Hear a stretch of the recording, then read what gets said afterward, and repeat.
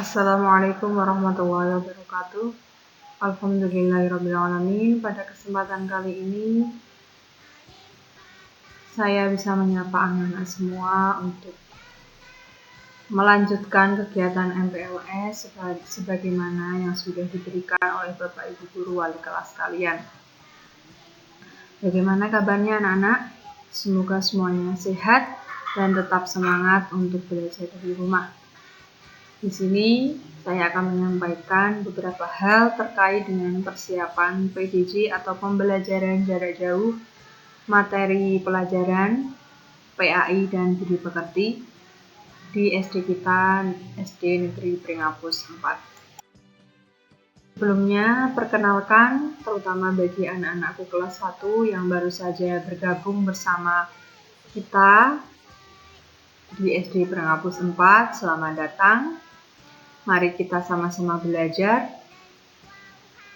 Semoga kita semua mendapatkan ilmu yang bermanfaat. Nama saya Mazidatun Nikmah.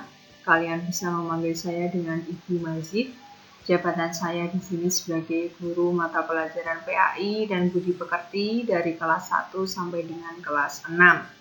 Alamat tinggal saya ada di Desa Balongsari atau lingkungan Balongsari, RT 8 RW 3, Kecamatan Pringapus. Jadi kalau anak-anak ke arah Karangjati yang melalui jalan raya, itu akan melewati Desa Balongsari, tepatnya ada di depan Toko Sevo. Nah, jadi anak-anak bisa mampir atau menemukan rumah saya di sana. Terima kasih. Kita sini mulai masuk ke materi PAI-nya ya. Jadi di SD Negeri Pringapus 4 ada desain belajar yang saya buat, yaitu diantaranya program PAI selain dari materi PAI secara umum yang menganut silabus dari pemerintah. Adapun program PAI yang saya usung di sini ada 4, meliputi Asmaul Husna, surat pendek, sholat duha, dan sholat zuhur. Bagaimana untuk Asmaul Husna dan surat pendek, ini sasarannya semua kelas dan dibaca biasanya secara sentral bersama-sama mulai dari kelas 1 sampai dengan kelas 6 setiap pagi hari sebelum kita memulai pembelajaran ketika tahun-tahun ajaran normal ya, sebelum adanya pandemi ini. Setiap hari apa? Selasa, Rabu, dan Kamis. Kalian bisa bertanya, terutama anak-anak kelas 1, kepada kakak-kakak kelas kalian yang sudah pernah melaksanakan beberapa program PAI yang kita giatkan di SD Pringapus 4. Adapun pada masa pandemi ini, saya berharap anak-anak tetap bisa melaksanakan kebiasaan ini dari rumah ya, bisa disimak oleh bapak ibu kalian atau kakak kalian. Silahkan ya. Jadi Asmaul Husna tetapi dibaca, kemudian surat pendek pilihan yaitu yang dibaca bersama itu surat Al-Insyirah. Kita lanjutkan program PAI di SD kita, ada sholat duha dan sholat zuhur. Untuk sholat duha dan sholat zuhur ini diperuntukkan untuk anak-anak kelas atas yaitu kelas 4 sampai dengan kelas 6.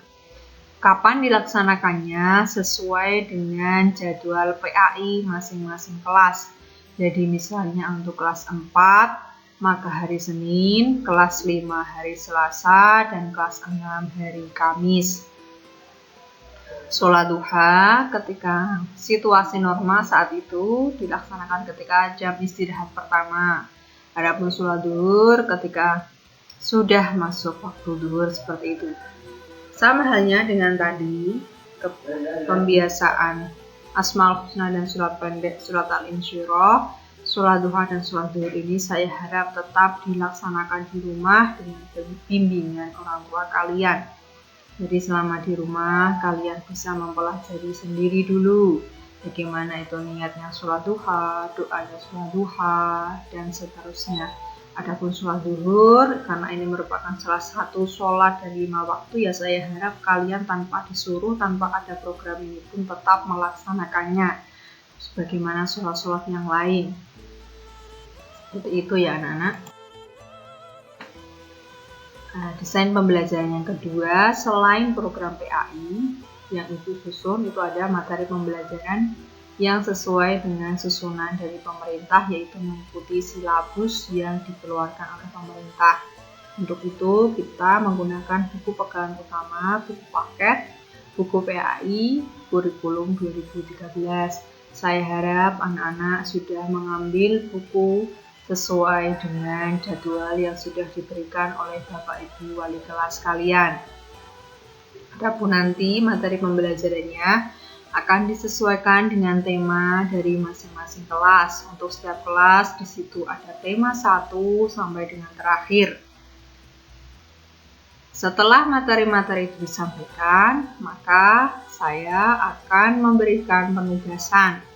Gunanya diantaranya untuk mengambil nilai atau melaksanakan evaluasi. Penilaiannya bisa dengan tugas mandiri atau tugas kelompok. Adapun untuk tugas kelompok di masa pandemi ini tentu akan sangat berbeda karena kita dilarang untuk berkumpul. Kita diharapkan untuk bisa melakukan social distancing dulu. Jadi nanti kita ikuti saja bagaimana desainnya yang itu aman dan penilaian bisa tetap berjalan. Kemudian juga ada pengamatan sikap oleh guru atau bisa juga dari teman sebaya. Jadi anak-anak, selama kalian belajar dari rumah, tetap mohon kalian bisa melaksanakan dengan sebaik-baiknya karena akan ada selain tugas mandiri yang kalian kumpulkan, itu juga ada pengamatan sikap. Adanya 4 KI yang akan kita nilai, yaitu KI spiritual, KI 2 sosial, KI 3 pengetahuan, KI 4 keterampilan. Spiritual itu berkaitan dengan keagamaan, adapun sosial berarti tentang budi pekerti yang baik, pengetahuan berarti tentang materi-materi inti dari setiap mapel atau tema, dan keterampilan biasanya itu berupa hasil karya. Seperti itu secara singkatnya penyampaiannya ya anak-anak. Dan nanti dari keempat hal ini bisa diambil dari pengamatan tadi. Jadi silahkan anak-anak tetap menjaga tata krama, sopan santun ketika berkomunikasi dengan Bapak Ibu guru maupun dengan teman kalian. Penilaiannya bisa berupa penilaian harian, baik itu mau per tema atau per KD. Kalau PAI nanti kita per KD dulu ada tugas, kemudian nanti ada ulangan setiap satu tema itu selesai. Kemudian juga ada penilaian tengah semester, baik semester 1 maupun 2, dan ada pula penilaian akhir semester setiap semester 1 dan 2. Keempat KI ini mulai dari KI 1, 2, 3, 4 spiritual, sosial, pengetahuan, dan keterampilan bisa anak-anak lihat ketika anak-anak menerima raport. Di situ ada muatan 4 KI tersebut. Selanjutnya untuk media pembelajaran jarak jauh, sementara ini kita bisa menggunakan diantaranya WA Group.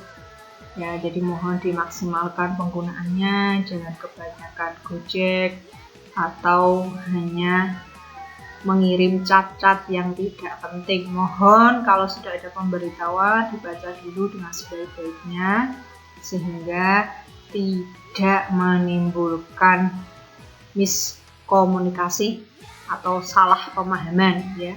Jadi silahkan dibaca dulu, dipahami. Oke, kita lanjutkan. Bisa juga dengan Google Form. Jadi ada beberapa kelas yang sudah mencoba menggunakan atau mengisi link yang diberikan oleh Bapak Ibu wali kelas kalian. Kalian mengisikan data, kemudian dilaporkan kembali, yaitu adalah salah satunya menggunakan Google Form. Ada juga dengan Zoom. Ini masih menjadi pertimbangan apakah kita baik itu dari pihak guru maupun dari pihak murid, Bapak Ibu kalian, misalnya HP-nya itu apakah sudah support untuk menginstal Zoom atau belum, karena juga terkait dengan internet dan lain sebagainya.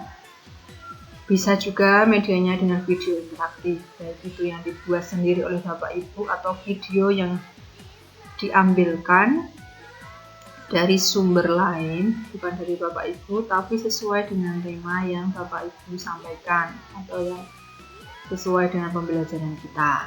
Atau anak-anak bisa juga selalu mengakses beberapa pembelajaran, bisa mengaksesnya lewat YouTube, jadi gunakan dengan bijak, atau melalui internet. Kalian bisa cari materi untuk menambah pengetahuan, wawasan, misalnya dari Google, seperti itu. Kalian ketikkan tema atau pelajaran yang sesuai, kalian bisa mempelajari dahulu. Itu ya anak-anak, beberapa medianya. Terus ibu juga mau menyampaikan beberapa pesan di sini. Yang pertama, walaupun kita media pembelajarannya jarak jauh, tidak bertemu dalam kelas seperti umumnya biasanya, saya harap anak-anak tetap menyiapkan buku catatan. Gunanya, ketika Bapak Ibu menyampaikan materi melalui handphone, anak-anak tetap memiliki catatan sendiri ya.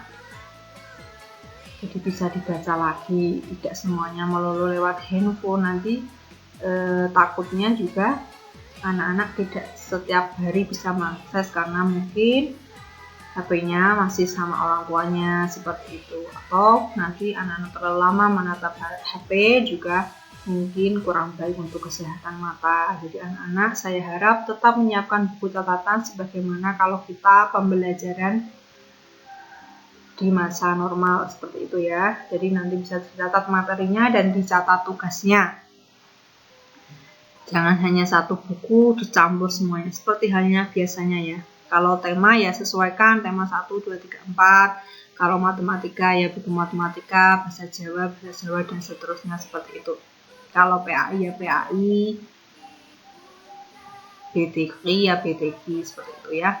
Kemudian yang kedua, arsipkan tugas-tugas dengan baik dan rapi. Misalnya kalian disuruh menggambar, membuat poster, atau menulis kalimat yang baik. Misalnya di situ kalian bisa mengumpulkan tugasnya di arsip. Bisa dijadikan satu dalam map, atau dijadikan satu lalu dibender. Silahkan, pokoknya dirapikan, jangan sampai hilang. Yang ketiga, ketika menggunakan HP, mohon komunikasi tetap dijaga dengan baik dan sopan pada Bapak Ibu guru maupun teman sebaya kalian, atau dengan orang tua dari teman-teman kalian, karena dalam satu grup itu isinya ada banyak orang. Jadi mohon perhatikan ketika kalian akan mengirim sesuatu ya. Gunakan grup dengan baik dan komunikasi dengan baik. Baik itu dalam grup ketika kalian misalnya diskusi atau menanggapi sesuatu, atau ketika kalian japri, bertanya sendiri pada Bapak Ibu melalui WA, chat, atau telepon. Mohon dijaga interaksinya, kesopanannya. Sekian dan terima kasih. Itu yang dapat Ibu sampaikan. Semoga bermanfaat. Selamat belajar dari rumah. Tetap patuhi protokol kesehatan untuk sering atau menjaga kebersihan, mencuci tangan, menggunakan masker, menjaga jarak.